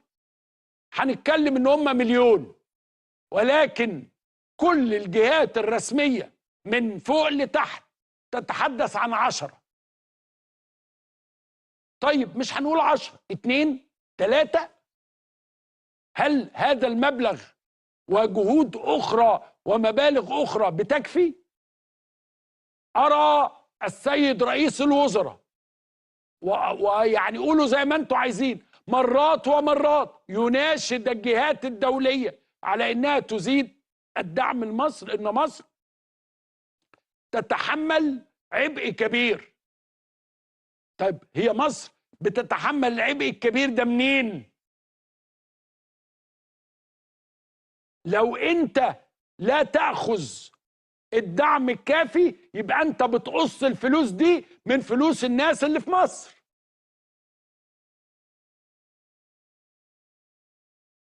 ما الحمد لله انت برضو زي ما انتم شايفين احنا بقالنا اسبوع بنجري ورا الحكاية. ايه الموضوع؟ الحكاية ماشية ازاي؟ هم قد ايه؟ يعني جبنا السلسال من الاول، والحمد لله كل جهة تسمع الكلام تقرر ترد. تقرر ايه؟ ترد، لغاية اما وصلنا لوزارة التخطيط المصرية تقول لنا احنا بنصرف ازاي. فهو سؤال مهم للسيد رئيس الوزراء، مش محتاج رد ليا، يعني انا عارف طبعا مش هيرد عليا انا يعني، ولكن في اطار ما يقول لنا هل المبالغ دي كافيه؟ لو كافيه خير وبركه، انت واخد الدعم بتاعك اصرف على الناس بقى وكله تمام. لو مش كافيه قول لي انت بتصرف منين، او قول لي بقى ايه الجمله اللي كلنا عارفينها، هذا هو دور مصر. مصر قررت ان هي تقوم بهذا الدور وتبقى الحضن وتصرف وخلاص، ده دور بقى فهمناه وخلاص. عايزين نفهم يا جماعه، في الوقت اللي الرئيس يتحدث فيه عن تكلفة استصلاح الفدان انها من 200 ل 300 ألف جنيه، في الوقت اللي يتحدث الناس عن الأسعار، في الوقت اللي يتحدث فيه المركزي عن التضخم، لازم نفهم. بس على فكرة احنا مش لا بنقول لا صح ولا غلط، بس الأول أنا بزعم بقى ده لا يعني لا جن ولا عظيم ولا حاجة، أنا بزعم لأول مرة الأرقام كلها محطوطة على الترابيزة بقى. باقي بس إنه السيد رئيس الوزراء يقول لنا هل هذا الأمر كافي؟ لو كافي ما ينفعش بقى يقول لنا كل شوية أصل إحنا بنصرف على ضيوف عندنا. ما يجيش رئيس وزراء يقول الكلام ده، لأن أنت هم مدينك الفلوس عشان تصرف عليهم، انت مدعوم. انا رأيي ان ده رقم بس جايز في بركة. خلينا نطلع فاصل اعلاني ونرجع تاني الفقرة القادمة، لسه عندي حكايات في الحلويات، ابقوا. من يومين كان سيادة الرئيس عبد الفتاح السيسي بيتكلم على الزراعة وتربية الأبقار واستصلاح الأراضي وألبان الأطفال، كل شيء له علاقة بالزراعة. وحظى هذا الحوار وهذه الافتتاحات بكلام كتير بين المصريين، لأنه طبعا أمر هام جدا. وفي هذه الجلسة تم طرح أرقام طموحة جدا في الفترة القادمة من استصلاح للأراضي، زيادة في الثروة الحيوانية، عمل مشروعات جديدة، مدينة صناعية غذائية جديدة. كل هذه الأشياء كانت مثار اهتمام المصريين. وحضراتكم عارفين طبعا أنه بداهة يعني الثروة الغذائية والطعام وكل هذه الأشياء هي أمن قومي، يعني ما فيهاش هزار ديت. انه انت بتتكلم على شعب تعداده 110 مليون، محتاج طعام، محتاج غذاء، محتاج بروتين، محتاج تشغيل، محتاج خطط لاستصلاح الأراضي، والأهم من ده كله القمح. أنت يعني طبعا أنت المستورد الأول، أو يعني من ضمن أول 3 مستوردين في العالم للقمح. فموضوع القمح ده هام جدا بالنسبة لك، لأنه أنت عندك رغيف الخبز مسألة ما فيهاش هزار، ما فيهاش كلام. كل هذه الأشياء كانت مثار اهتمام المصريين بشكل كبير. معانا المهندس خالد صلاح المتحدث الرسمي باسم جهاز مستقبل مصر. أهلا بيك يا فندم. مساء الخير يا عمرو بيه. سعداء مساء جدا الخير. ان حضرتك معانا عشان تجيب على تساؤلات الناس. كل حاجه اكيد لاحظت اهتمام الناس بهذه الزياره. اكيد طبعا، انا مع سيادتك. اتفضل. اتفضل يا فندم. احب الاول اوضح لحضرتك الاهداف اللي تم انشاء الجهاز ليها. طبعا كان في ظل الظروف السياسيه والاقتصاديه الموجوده زي كورونا وحرب روسيا واوكرانيا، طبعا كان في وضع السيد رئيس الجمهوريه خطه استراتيجيه لتامين الدوله المصريه والامن الغذائي، وبناء عليه صدرت الاوامر للسيد مدير جهاز مستقبل مصر اللي هو يتمثل الدكتور بهاء غنام. ومن هنا كان الهدف الرئيسي للجهاز هو النهوض بالقطاع الزراعي في مصر ورفع مساهمته في الاقتصاد المصري. من منطلق ان الزراعه هي اساسا القاطره التنميه بوجه عام، وما يصاحبها طبعا من قطاعات مختلفه زي ما انت اشرت ان احنا بنقوم بالتصنيع الغذائي وغيره، وده مساهمه مننا بشكل مباشر في قدره الدوله ان احنا نوفر محاصيل زراعيه للسوق المحلي او التصدير او التصنيع الغذائي. وده طبعا كله بالتعاون مع الوزارات زي الزراعه والتموين تحت قياده السيد رئيس الوزراء. فطبعا ده كان هدف رئيسي للجهاز ان احنا ننهض بالقطاع الزراعي لان هو زراعه قوي جدا تمام في الاقتصاد المصري. الجهاز بقاله كام سنه يا فندم بيشتغل؟ هو الجهاز حضرتك يعني كان بدايته كانت في 2018، وكان في الاول كان كمشروع استصلاح ارض زراعيه، وبناء عليه تطورت الفكره طبعا، وبدانا نستغل البنيه الاساسيه اللي قامت بها الدوله من طرق وكهرباء ومرافق اساسيه الى اخره، وبدانا نطور في الزراعه ديت، وبدانا وصلنا لغايه عام 2022 الى 350 الف فدان، الى ان 2024 استصلحنا 800 الف فدان. طبعا مستهدف نوصل 1,600,000 الف فدان طبقا لتوجيهات السيد رئيس الجمهوريه، حتى نصل الى في النهايه ل 4.5 مليون فدان، وذلك في عام 2027. طبعا الحاجات اللي في مجال الزراعه طبعا بدانا نقوم كجهاز بقياده السيد مدير الجهاز التركيز على التكامل الاقتصادي في عده نشاط، مش مجرد زراعه فقط، لا احنا بدانا فعلا نخش في التعدين، نخش في التطوير العقاري، نخش في فاسيلتي مانجمنت، ثروه سمكيه وثروه حيوانيه وميكنه زراعيه والتحول الرقمي والبورصه السلعيه واسواق لوجستيه والنقل والى كل دي كومبليت سوليوشن بيخدم على الزراعه وبيعد عده نشاطات مختلفه تحقق الامن الغذائي للدوله، تمام، ودي خطه استراتيجيه للتامين الدوله من ناحيه الغذاء ان شاء الله. جهاز مستقبل مصر بيتكون من ايه يا فندم؟ يعني مين الجهه اللي بترعاه؟ راس ماله بيجي منين؟ الموازنه بتاعته بتتعمل ازاي؟ فرصه وحضرتك معانا نشرح للناس، لانه اسم الجهاز بقى كبير في الفتره الاخيره. طبعا هو المقسطات الماليه دي عباره عن قرض بناخده من الدوله، بنقوم ان احنا بعد كده بناخد القرض بنسده على كذا سنه، عباره بعد الانتاج الزراعي بناخد القرض بنحيث ان احنا نبدا نزرع الاراضي الزراعيه، نستصلح الاراضي الزراعيه، ومن الانتاج بنسدد هذا القرض، وليس فلوس، لا احنا بالعكس الفلوس اللي خدناها دي لازم ترجع للدوله تاني بعد تحقيق الهدف من الزراعه وانتاج الزراعي. وطبعا بدانا نطور في الفكره ونوصل لصناعات زراعيه عشان نوصل لسوليوشن كامل، تمام، ونقدر نوصل لافضل حاجه للدولة المصرية إن شاء الله الفترة القادمة. كان الرئيس بيتكلم على 800 ألف فدان، طبعا ده رقم طموح يعني. طبعا الناس من كتر ما بتسمع الأرقام ما بقتش تاخد بالها من الحجم، بس ده حجم ضخم ومحتاج مجهود كبير. ممكن تكلمنا على 800 ألف فدان اللي هو كان بيتكلم مع الدكتور بهاء إن هم يجب أن يكونوا يعني جاهزين في نهاية هذا العام؟ هو فعلا حضرتك احنا زي ما قلت لسعادتك احنا 2024 وصلنا 800 الف فدان، وطبعا بنستكمل المسيره في 2025 كما امر السيد رئيس الجمهوريه ان نعمل 800 زيهم تاني في 2025، واحنا فعلا في اتجاهنا لهذا الكلام بالتنسيق مع جميع الوزارات المعنيه من وزاره الزراعه والتموين ووزاره الكهرباء والهيئه الهندسيه ان احنا نوصل ل 800 الف فدان في نهايه هذا العام، او ما نصح في 30/10 ان شاء الله هنكون خلصنا 800 الف فدان كاملين، ويبقى جاي وبدانا زراعه هنبدا باذن الله زراعه من اول 1/9 باذن الله ان شاء الله. ده الهدف اللي احنا عايزين نوصل له في هذا العام الى ان نصل ل 4.5 مليون فدان في عام 2027 باذن الله. طيب كان الرئيس بيتكلم على ضروره اشراك القطاع الخاص، هو السؤال المهم. اتفضل يا فندم اكمل بس سؤالي. اتفضل يا فندم. الارقام ديت لا يتحملها الا دول، يعني ال 800,000 فدان دول بعد ما يخلصوا، وحضرتك بتقول لي انك مخلص 800,000 قبليهم وبتسعى ل4 مليون، مين هيشيل كل هذا الامر؟ يعني من يستطيع ان يشتري هذا الارض او يؤجرها؟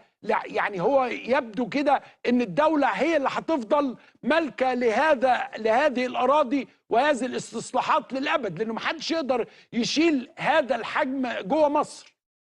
بالظبط، كلام صدق مظبوط فعلا. بناء توجيهات السيد الزميل احنا فعلا ان احنا قلنا نعمل البنيه الاساسيه للدوله، تمام. البنيه الاساسيه لن يتحملها غير الدوله، بحيث نساعد القطاع الخاص ان هو ينزل يعاوننا في الزراعه. وانا اساس الموضوع في جهاز مستقبل مصر ان احنا نخش مع القطاع الخاص في شراكه، لدرجه حضرتك ان احنا جميع الشركات والانشطه اللي انا قلت سيادتك عليها دي بعد كده هتطرح في البورصه كاسهم عشان نحقق راس المال التراكمي، تمام. الشركات دي بتنزل البورصه للمواطنين والقطاع الخاص، تمام، بحيث يشتركوا معانا فيها، وناخد من عوائد هذه الاسهم نكمل البنيه الاساسيه للدوله، لاستكمال البنيه التحتيه لاعمال الزراعه. طبعا احنا اساسا في هذا الموضوع ان القطاع الخاص معانا 100%، تمام، في اعمال سواء الشراكه معانا حوالي 750 شركه داخله معانا في الاعمال الانشائيه بالكامل واصلاح الاراضي والصناعات الغذائيه بالكامل واسواق اللوجستيه، تمام. بلس بعد كده ان احنا بعد ما نخلص بعد كده الشركات القطاع الخاص اللي هتقوم باعمال الزراعه سواء بالايجار او بحق الانتفاع او بالتمليك، تمام، بحيث ان احنا لن تقوم الدوله بدون القطاع الخاص مهما كان، لان هو عامل اساسي في هذا الموضوع. احنا وظيفتنا كدوله بنحقق له البنيه التحتيه، وبنحقق له اللي تعتبر راس مال قوي جدا ما يقدرش عليه كمستثمر، لكن تقدر عليه كدوله لتحقيق البنيه الاساسيه للمستثمر انه يبدا في الاستثمار والزراعه. انا فاهم يا فندم، ولكن هل في المئات الاف الفدادين اللي تم استصلاحها من قبل، يعني احنا بنتكلم دلوقتي انه يعني جهاز مستقبل مصر معاه على الاقل تحت ايده 2 مليون فدان، انا لو فاهم صح يعني تمام. هل القطاع الخاص قدر ياخد حاجه منهم؟ لانه هو رقم كبير، احنا ما عندناش في مصر. يمكن الشركات زي امريكا وزي اوروبا، الشركات الجباره كارجل والحاجات الاسامي اللي حضرتك عارفها ديت، اللي هي تخش تشيل كل ده، يعني ده حجم كبير، وانا رايي انه هيفضل عند الدوله على طول، يعني لن يتم نقله بشكل او باخر، حتى لو تم النقل هيبقى يعني ارقام صغيره جدا. بالظبط، حضرتك قلت كده، هتبقى النقل بارقام صغيره، لكن القطاع الخاص مشارك معانا في الاستثمار في الزراعه. احنا بنقوم فعلا كجهاز مستقبل مصر بنزرع بعض الاراضي، وبقيه القطاع الخاص هو بيستكمل بقيه الاراضي الزراعيه بالكامل، عشان يبقى مشارك معانا في كل حاجه، نستفيد من قدراته طبعا وامكانياته والتطور اللي عنده، ان هو بيطور في برضه معانا في الزراعه. ده اساسي معانا القطاع الخاص، لكن الاساس الموضوع كله مع جهاز مستقبل مصر كدوله بالشراكه مع القطاع الخاص. انا شفت ان عندكم طموح عظيم، وانا شايف ان ده امن قومي، انه مستقبل مصر عايز يوفر انه القمح بتاع رغيف الخبز المدعوم يكون كله من جوه مصر. ممكن تشرح لنا هذا الامر؟ هو حضرتك طبعا احنا ان شاء الله باذن الله هنقدر نخلي في اكتفاء ذاتي من القمح باذن الله. احنا حاليا الدوله بتستهلك من 8 ل 9 او انتاجها من القمح من 8 ل 9 طن، تمام. مستهدف ان احنا نوصل لاكتفاء ذاتي في القمح باذن الله ان شاء الله على نهايه 2027 هنكون وصلنا لاكتفاء ذاتي من القمح. ده هدف اساسي بالنسبه لنا، دي سلعه اساسيه زي ما قلت حضرتك، رغيف العيش. فده اللي احنا متجهين له، مع طبعا زراعات اخرى زي بنجر السكر، زي الذره، عشان نحقق برضو نوصل لاكتفاء ذاتي في العلف، تمام. فده الهدف من هذا الموضوع، من السلع الاساسيه لازم نبدا بيها توفيرها للدوله ان شاء الله. نعلم تماما ان روح هذه الزراعات هي المياه. طبعا الرئيس اشار انه اتعملت الطرق، اتعملت الكهرباء، انا عملت لكم كل حاجه علشان بعد كده تبدا انت في الاستصلاح، ولكن المياه، هل عندنا المياه التي تكفي كل هذه الزراعات وكل هذه التوسعات؟ احنا فعلا في جزء بناخده من الجانب الشرقي من نهر النيل، بنعمل زي انشاء نهر صناعي ثالث، تمام، يشيل حوالي 10 مليون، مع استغلال جميع الموارد المائيه الموجوده، تمام، من مياه الصرف الزراعي، تمام، ويعاد معالجتها عن طريق محطات ضخمه، تمام، تعالج هذه المياه للاستفاده منها في زراعات مره اخرى. فطبعا بنحاول نستفيد من كل قطره موجوده سواء صرف زراعي او جزء بسيط من الصرف الصحي، بيعالجوا معالجه حديثه جدا، تمام، فائقه المعالجه طبعا. فبالتالي عشان نوصل لميه صالحه ونقدر نكبر الرقعه الزراعيه عندنا باذن الله. كان هناك حديث عن الإنتاج الحيواني، وكانت فكرة سيادة الرئيس أو الكلام اللي كان موجود إنه تعظيم إنتاج الألبان وتعظيم الإنتاج الحيواني من الأبقار اللي موجودة، واحتمال يكون في تفكير باستبدالها. ممكن تشرح لنا هذا الأمر بشكل مفصل؟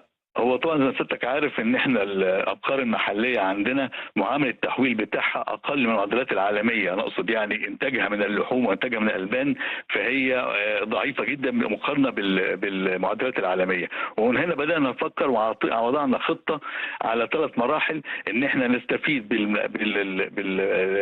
بان احنا نبدا بخطه عاجله من مزارعنا ونوصل لحوالي 180 الف راس في السنه.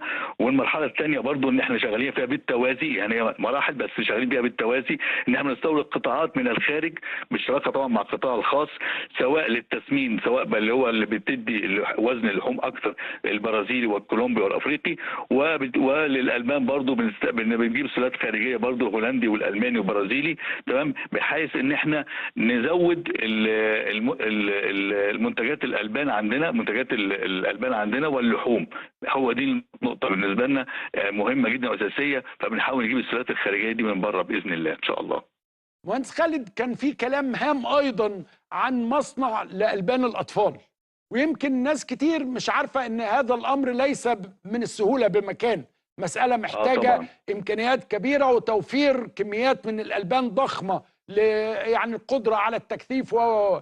هل في يعني خطتكم ان يكون في مصنع للبن الاطفال في مصر؟ لانه الرئيس يعني ركز على هذا الامر بشكل واضح.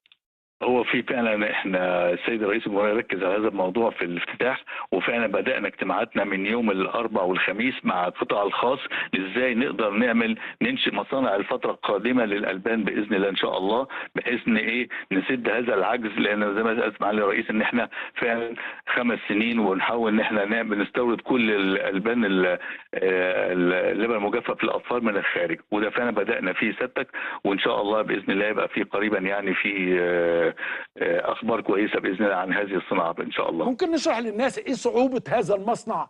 يعني ايه المشكله بتبقى فيه؟ يعني الناس كتير بتقول لك ايه، طب ما احنا عندنا مصانع اللبن العادي الكثيره اللي احنا بنشربه ده العادي بتاع المواطنين، يعني ليه لبن الاطفال ده مشكله؟ يعني انا عارف بس عايز حضرتك تشرح لي لو سمحت.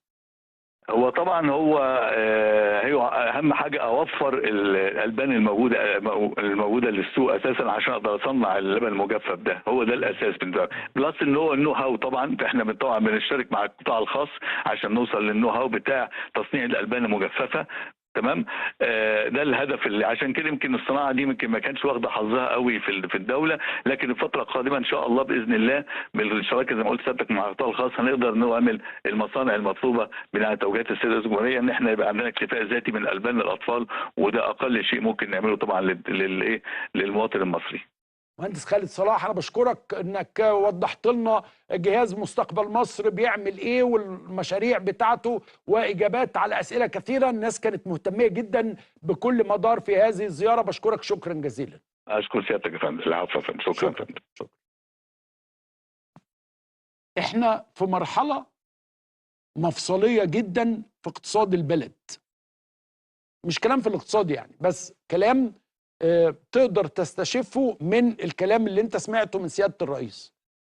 البلد دلوقتي بتقول انا ال10 سنين اللي فاتت دي انا عملت البنية الاساسية، انا عملت طرق، انا وصلت مية، انا وصلت كهرباء، ثم يجب ان تحدث الخطوة الثانية، لان هو الغرض من هذا الامر كله ايه؟ التنمية. انت لو عملت كل هذا وصرفت كل ده، طبعا هناك أسباب أخرى، النقل والأمن وكل شيء، ولكن عندما أتحدث عن البيزنس أنا الآن بقى في انتظار إنه نجني الثمار اللي يبقى فيه نوع من انواع جني الثمار. انا عملت ده وصرفت عليه المليارات وتحملنا كل شيء. المفروض دلوقتي الدولة في انتظار انه يلا بقى، انا وصلت لك كهرباء استصلح، انا وصلت لك ميه ازرع، انا عملت لك تسهيلات استثماريه، انا جايب وزير صناعه قايم كل يوم عايز يبقى فيه مصنع جديد، استغل الفرصه، بنكسر البيروقراطيه. هذا الامر هام جدا، والا انت هتيجي تقعد تفكر طب وبعدين. عشان كده احنا بنفكر برضو انه استصلاح الاراضي، يعني انت دلوقتي مش بس وصل ميه، مش بس موصل كهرباء، لا ده انا كمان هستصلح الارض وتعال ازرع. لو مفيش الكيانات ديت هيبقى في مشكله. على فكره ده بيواجه اي دوله في العالم، انه اي دوله في العالم بتوفر كل البيئه ولكن ياتي جزء مهم جدا، وهذا الامر يجب ان يكون على وزارات اللي هي بتجمع الاستثمار. يعني انا كمصر اما اجي اقول ايه، انا عندي 1,000,000 فدان، انا لسه هستنى ال1,000,000 فدان دول لما يتم استصلاحهم، ولما في طريقه ساذجه جدا، معلش انا اسف، بيعملوها بتوع الاستثمار العقاري. هو في حد من الاستثمار العقاري بيصرف من فلوسه؟ هو بيجي يقول ايه، انا هعمل مشروع، يلا يا جماعه احجزوا. اي مستثمر عقاري في نص المشروع بيبقى غطى، هو ما بيصرفش من فلوسه. يعني الدولة يجب ان تغير شوية من النموذج الاقتصادي بتاعها. انا بستثمر 800,000، انت عايز قد ايه؟ خش معايا حط قرشين ولما اخلص اسلمك، احجز من دلوقتي. ما هو الاستثمار العقاري ايه؟ باجي اقول لك والله هو انت في الاستثمار العقاري بتبقى شايف الفيلا بتاعتك ولا البيت بتاعك؟ انت بتيجي بتقول لي بكام؟ بقول لك والله البيت ده ب1,000,000 جنيه. اقول لك طيب قسط اول 100,000، قسط تاني تالت رابع، اما بخلص وابني العماره ببقى في حد، لانه حرام هذه الدوله واخده عبء على نفسها كبير. حتى لو زي ما الباشمهندس صلاح بيقول انه بناخد قروض والى اخره، طيب ما انت القروض ديت بفوائد طب ما تدخل الناس معاك من الاول.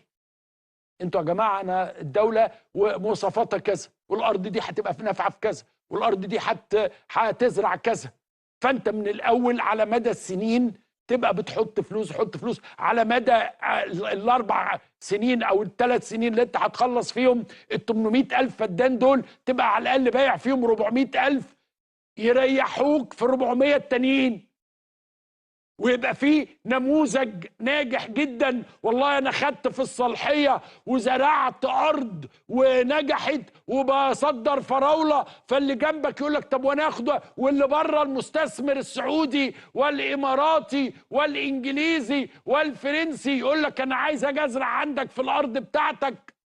موضوع التمويل ده يجب ان احنا نشوفه، لانه لا يمكن ان الدوله هتتصدى بنفسها لكل انواع البنية الأساسية والكل. يعني أنت هذه الدولة تستمر بعد البنية الأساسية، مش بتعمل بنية أساسية بس، لا ده بعد البنية الأساسية أنت بعد كده بتستصلح، وبعد كده بتزرع وبتعمل إنتاج صناعي زراعي. طب إمتى بقى هتجيلك الفلوس؟ متى تأتي الأرجون؟ ده سؤال يجب ان احنا نشوفه، ونشوف الموديل اللي احنا اكيد طبعا هم مفكرين في الكلام ده يعني، بس انا بقول الكلام اللي الناس كلها بتفكر فيه، انه آن الاوان انه اشوف بقى الفلوس داخله. خلاص انت عملت اللي عليك بصراحه وزياده، انت عامل بنيه اساسيه غير طبيعيه، يعني شيء عظيم، كفيت ووفيت. الحركه الجايه بقى او الخطوه الجايه ديت انت مش لازم تتعب فيها خالص، ده انت المفروض انا اوان انك تقبض، انا اوان انك يجي يدخل معاك حد. اللي براه حتى الان لغايه دلوقتي ان الدوله بتستمر في اداره المشروعات وتستمر في اما انها تريد ان تحافظ على المشروعات، او اما انه الجهات المخصصه، وهنا لازم يبقى في جهاز واضح، جهاز دوره ان ياتي باستثمارات للمشروعات. مين بقى دي؟ شغله مين؟ من؟ وظيفه من؟ حد كده بيعرف يسافر ويعرض ويفرش خرايط ويقول للناس ويعمل مؤتمرات. ايه اخر مؤتمر اتعمل في الخارج للاستثمار في مصر؟ تعالوا يا جماعه، انت شركه انا مثلا بذكر شركه زي كارجل، زي الاسامي الكبيره دي. تعال خد لك انت دول، ده يخش ياخد له 200 300 الف فدان، لان ده عايز يعمل محصول بنجر لمصنع سكر في الكونغو مثلا، او ايا كان هو عايز الحاجه الايه. في ناس كتيره ما عندهاش ميه، يعني هو بيجي يشتري عندك ميه، هو بيجي يستثمر عندك عشان عايز عندك ميه. أرجو أن أنا يعني بشكل مبسط أكون وضحت هذا الأمر. معنا الدكتور محمد فؤاد الخبير الاقتصادي، وهنتكلم النهاردة على موضوع هام جدا. سيادة الرئيس عبد الفتاح السيسي شدد اليومين اللي فاتوا على ضرورة توفير الطاقة للكهرباء في فصل الصيف. يعني أنا ما بقول لكمش سر، أنا بقول لك على اللي حصل. هذا التشديد معناه ايه؟ انك هتشتري زيت وهتشتري غاز، هتشتري. فهذا امر هام، لانه لو لم يحدث هذا الامر بهذا الشكل هيبقى عندك مشاكل كبيره في الطاقه اللي ليها علاقه بالكهرباء وليها علاقه بتشغيل المصانع. فاحنا اليومين دول على ابواب شراء الغاز والزيوت او النفط اللازم لتوليد الكهرباء. هذا امر هام، وهنتكلم في اشياء اخرى. اهلا دكتور محمد فؤاد، ازاي حضرتك؟ اهلا وسهلا بحضرتك يا فندم والساده المشاهدين. شراء الغاز لفصل الصيف مساله ليست مساله اقتصاديه، ولكن هي تهم كل ابناء الشعب المصري. هي مسألة اقتصادية كمان من الدرجة طبعا الأولى. ولكن أقصد لأن هي مش فيها قضية العديد من التخطيط. أيوة أنا فاهم فندم، إنما هي قضية تهم المواطن المصري بشكل يومي. يعني اتفضل يا فندم. بالظبط يا فندم، ودي برضو من الأمور الهامة جدا لمعرفة ما هي الإشكالية الأساسية، لأن احنا بنتكلم دايما إن مصر عندها مشكلة كهرباء، مصر ليس لديها مشكلة كهرباء.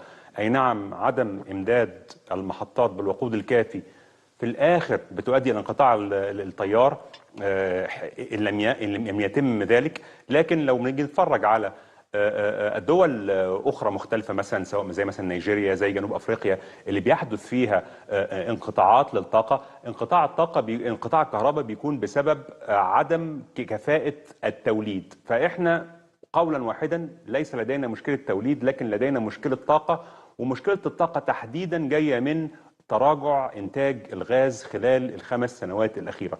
هو ده اللي مسبب الإشكالية الأساسية، ولذلك مصر بتحاول تنوع من مصادر الطاقة ما بين المازوت وما بين شراء الغاز المسال وما بين استعادة كفاءة الإنتاج. فده الفلك اللي احنا بندور فيه حاليا.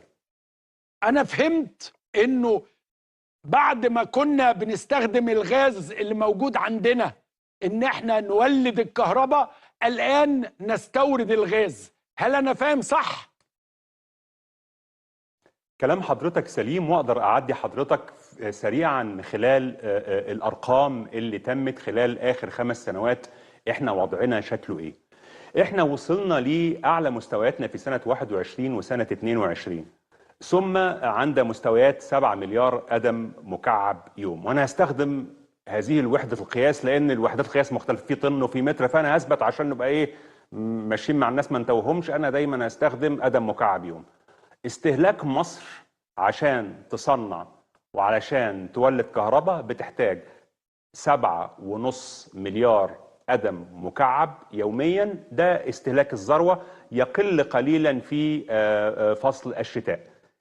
اللي كان متواجد منهم في لحظة من اللحظات كان بيغطي الكمية كلها، لكن حصل تراجع بمقدار 11% مركب سنوي على مدار آخر 5 سنين، إلى أن وصلنا في شهر مارس إلى 4.1 مليار بنسبة انخفاض زي ما قلنا 11.5%. فالغاز هو المشكلة الحقيقية، وتراجع إنتاجه هو اللي بيلقي بظلاله سواء على الغاز اللي مطلوب للتصنيع أو الغاز اللي مطلوب لتوليد الكهرباء. ولو بصينا على 7.5 مليار دولت، منهم 1.6 مليار بيروحوا للتصنيع، والباقي بيروح للكهرباء وبيروح لغاز المنازل وغاز السيارات وما إلى خلافه. ده الشكل العام للاحتياجات بتاعت مصر والمتوفر كمان.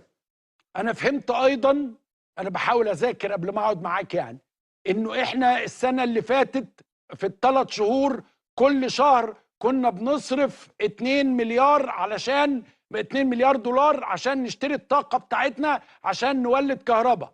أنا فاهم إن السنة دي هندفع في الشهر 3، هل ده صحيح الرقم؟ لا، رقم 3 ده رقم غير صحيح، لأن احنا ممكن يعني نعددهم مع بعض بشكل سريع. خلي بال حضرتك إن اللي بيحصل هنا في توليد الطاقة هو مناورات للاعتماد على وقود مختلف، لأن المحطات الكهرباء الموجودة هي محطات ذات ما يعرف بالدورة المركبة، يعني ينفع تشتغل مازوت وينفع تشتغل غاز. فاحنا اللي بنحاول نعمله ان احنا بنعمل موائمات ما بين المازوت والغاز، وده الحقيقه مجهود رائع بتقوم بيه وزاره الكهرباء، اللي بتتحمل العديد من الاعباء التشغيليه، انها مره تشغل بغاز ومره تشغل بمازوت، والمناقله ما بينهم يعني مش امر سهل، يعني مش هشرب ميه لا انا هشرب عصير، لا الموضوع ما هواش بالسهوله دي. فايه اللي بيحصل في هذا الموقف؟ ان احنا بنشغل بهذه الطاقه المختلفه. فناخد مثال، يعني ناخد مثال زي شهر مايو اللي احنا موجودين فيه ده. شهر مايو اللي احنا موجودين فيه ده احنا عندنا انتاج محلي هنقول ان هو تقريبا 4 مليار قدم مكعب يوم. بناخد غاز مسال حوالي 800 مليون قدم مكعب يوم. بناخد غاز الخطوط اللي هو الغاز الامدادات اللي بيجي من خط الشرق، ده في الطبيعي في حدود مليار، لكن نظرا لبعض الإصلاحات اللي بتاخد وقت في ال10 أيام اللي احنا موجودين فيهم حاليا نازل تقريبا للنص.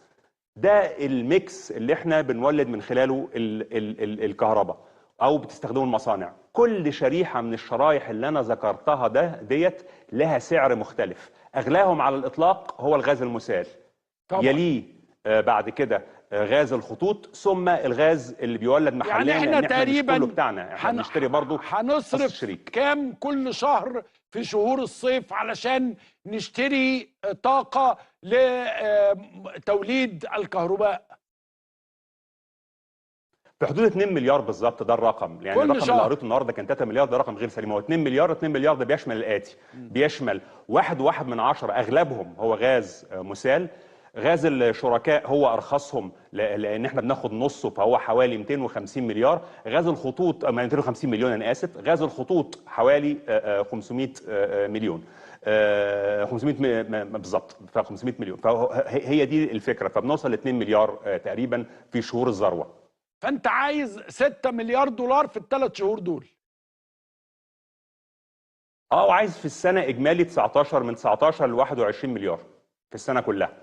عندك شهر ب2 وشهر ب1، يعني عندك 3 شهور ب2، 3 شهور ب1.5، والبقيه الاشهر ب1. فبتتكلم تقريبا حوالي 19 مليار في السنه، قبل للزياده مش للنقصان. وممكن تختلف طبقا انت بتتعامل على ايه، لانك انت ممكن تحط مازوت مكان غاز، ممكن تزود غاز جاي لك من خطوط الشرق اكتر، ممكن الانتاج المحلي بتاعك يزيد شويه فيعفيك لان هو ارخص تعريفه فيهم تقريبا. لكن احنا بنتكلم تقريبا 2 مليار في شهور الصيف، وبنتكلم في السنه كلها من 19 ل 21 مليار دولار. فهمت انه السنه دي عشان في تخطيط ممكن ناخد الطاقة بسعر جيد ونبقى ضامنين وجودها. يعني احنا طبعا كل سنة كنا بنفاجأ بالضغط، بنفاجأ بالمشكلة، وفي حاجات كانت بتطلب اون ذا سبوت او تدفع في وقت معين ونشتري طاقة بسعر غالي. فالسنة دي في تخطيط شوية، هل ده الكلام ده صحيح؟ هو الحقيقة عشان نبقى منصفين، التخطيط مش للسنة دي فقط، التخطيط كمان لحد 2030. السنة دي لا، الحقيقة في شوية تأخير حصل، ويمكن حصلت شوية إشكاليات بسيطة كده ليه كلام عن قطع بعض الغاز عن قطاع الصناعة، لأن حصل برضو بعض من التأخير، لأن احنا اللوجستيات بتاعت التركيبة دي جديدة علينا، ما هياش أمر احنا واخدين عليه. يعني الموضوع له علاقة بشراء الكميات، أولا توفير الاعتمادات المالية وهي موجودة، شراء الكميات من خلال المناقصات، ثم لما كميات الغاز المسال دي تحديدا تيجي عايزه مراكب تغويص تيجي، عشان يعني لان الغاز ده بيجي بصوره سايله. أيوة. وانت لن تضخه كغاز، فبتجيب مراكب بتوقفها، المراكب دي بتخش فيها المراكب اللي بتحمل الغاز المسال علشان تضخه في الخطوط الى غاز. فدي عمليه لوجستيه معقده جدا. القصه دي فيها شويه تاخير، وفيها فرص تحسن كتيره جدا. الجيد ان احنا ابتدينا نتكلم على 2026 و2027 و2028 الى 2030، لان احنا الحقيقه لازم نواجه نفسنا ان احنا امام اشكاليه او تحدي مستمر معانا شويه. يعني في نوع من انواع الصعوبه انك انت تحل المشكله دي السنه الجايه، فانت لازم تتعود بقى على هذا الموضوع. فاللي بيحصل حاليا ان احنا ابتدينا نتكلم على تعاقدات لحد 2030 عشان نبقى مؤمنين ما يحصلش فينا مفاجآت كثيره. استاذ محمد، بشكل مبسط ممكن نشرح للناس فايدة تخفيض الفايدة؟ يعني احنا شفنا تخفيض الفايدة بنقطة، عايزين نعرف ما هي الفايدة، وبعدين طبعا كان في قبل كده برضو تخفيض. ده بيؤثر على الاستثمار ازاي؟ بيؤثر على الناس ازاي بشكل مباشر؟ تمام. احنا لما بنيجي نتكلم على البنك المركزي، اكبر آلية بيستخدمها هي آلية الفايدة. آلية الفايدة معناها هي التحكم في حاجتين، بيتحكم في سعر الفلوس وبيتحكم في حجم الفلوس. سعر الفلوس معناها انك انت مثلا في عندك السوق سخن، في حركة كتيرة في السوق، او في حالة من حالات التضخم او التكالب على السلع، فبترفع الفايدة. لما بترفع الفايدة تعمل عملية صعوبة لحصول الناس على تمويل، وبالتالي الناس ما بتشتريش فبيقل الشراء. لما بيكون عندك تضخم عالي، المركزي بيرفع الفايدة، والبنوك المركزية بشكل عام بترفع الفايدة علشان تعمل عملية كبح أو عملية توقيف للطلب الزيادة. اللي بيحصل إن المركزي الهدف الأساسي بتاعه هو السيطرة على التضخم. يعني زي ما احنا شايفين في الشهور اللي فاتت، خلال السنتين اللي فاتوا شفنا أرقام تضخم خيالية، 40% وحاجة و30% وكده. فالبنك المركزي كان لازم يتدخل ويرفع سعر الفايدة. اللي بيحصل دلوقتي إن حصل شوية هدوء نسبي كبير في التضخم اللي احنا بنتكلم الشهر اللي فات. التضخم الأساسي اللي هو التضخم الذي لا يشمل الطاقة والطعام تقريبا دون 11%، بينما الفايدة اللي كانت موجودة في الشهر اللي قبل اللي فات أو في أبريل، يعني قبل التخفيض بتاع أبريل، كانت 27.25، خفض 2.25 خلاها 25. يوم الخميس أمس خفض كمان 1%. فهتلاحظ برضو إن الفرق ما بين التضخم وما بين سعر الفايدة ما زال متسع. اللي المركزي بيحاول يعمله هنا هو بيحاول إن هو يعمل عملية تحفيز للسوق، لانك انت ما ينفعش تفضل تضغط انك انت تقلل التضخم وفي نفس الوقت الناس ما تلاقيش تشتغل. فهنا بتحاول توازن ما بين العمليتين دول. فده الاثر بتاع سعر الفايده. تاثيره بقى على الناس وتاثيره على الاسواق ده هياخد شويه وقت، انما هيبقى مفيد للناس اللي بتستثمر، اللي بيفتح مصنع، اللي عايز ياخد قروض للتوسع. كل ده كل ما الفايدة بتنزل على القروض كل ما الأمور بتبقى أفضل، لأنه كان في شكوى إن أنا بشتغل ب30%، وده طبعا كان في النهاية برضو بيؤدي إلى ازدياد أسعار الأشياء. يعني ده كلام سليم. والفكرة كمان يعني عشان نشبه الموضوع، في حاجة معروفة في الجزء الخاص بسعر الفايدة اسمه آلية الانتقال. عارف لما تبقى سايق عربية وانت سايق العربيه بتقوم مثلا جايب الثالث وتدوس بنزين فالعربيه صوتها يعلى، تقوم جايب الرابع فتقوم العربيه مرتاحه. فاول ما بتنقل النقله دي العربيه بترتاح. السوق المالي بقى ما بيشتغلش بالشكل ده. على لما بتدي النقله لتحت زي ما عمل المركزي ونزل 2.25 بعد كده نزل 1%، لا السوق ما بيحسش. بتاخد حوالي من 3 ل6 شهور علشان تعمل تاثير على مستوى الاستهلاك، وتاخد من 8 ل 12 شهر علشان تظهر اثرها على الاقتصاد الكلي. بتاخد شويه وقت على بال لما البضاعه الموجوده يتم تدويرها، على بال لما الفايده تبتدي تسمع. وخلي بال حضرتك ان مثلا في الخفض ده انا لا اتوقع ان هيبقى فيه تغيير في الشهادات، لان البنوك في المره اللي فاتت خلت الشهادات او بطلت الشهادات السنه واشتغلت على شهاده 3 سنين، فانا توقعي ان هم يشغلوا شهادات. فلذلك البدء دلوقتي في فكره خفض الفايده اثره زي ما حضرتك بتقول هيبقى على المستهلك وعلى المستثمر، لكن هياخد شويه وقت، لذلك لازم البدايه فيه سنه سنه كده. الدكتور محمد فؤاد بشكرك شكرا جزيلا على هذه المداخله القيمه، شكرا ليك. خلينا نطلع فاصل اعلاني ونرجع تاني فقره قادمه، لسه عندي حكايات